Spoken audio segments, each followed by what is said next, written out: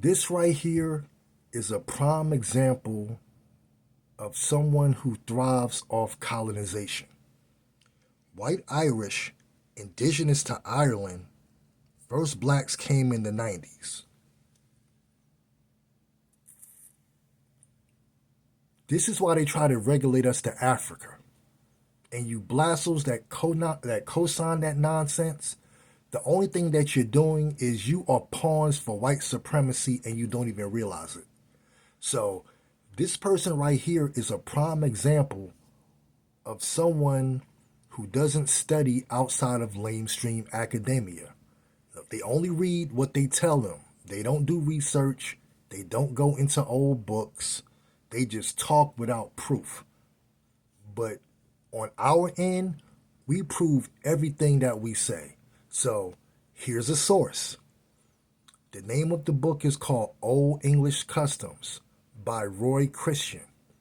It was published January 1st, 1967 by a publisher by the name of Hastings House.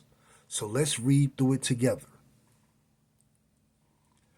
The New England bonfire at Allendale in Northumberland probably has its origin in the celebration of the winter solstice and the first signs of returning life. It is lit at midnight after young men in fancy dress have paraded through the parish with wooden tubs of burning tar on their heads. The people dance round it before the men go off to let in the new year in the traditional manner known as first footing, which is still popular in Scotland and North England. Now, it's about to explain the custom of first footing.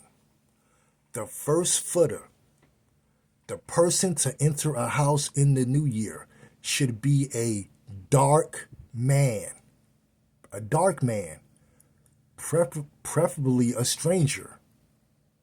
On no account, he should have auburn hair, a squint, flat feet, or meeting eyebrows. Entering the house in silence, he should put a piece of coal on the fire, eat bread or cake, and drink wine or whiskey to ensure an adequate supply of fuel, food, and drink throughout the year. This confidence in dark men, I want to read that one again. This confidence in dark men may indicate that the custom began when the swarthy Celts, Irish Celts, you can look that up. They would be considered Celtic. Began when the swarthy Celts inhabited these islands.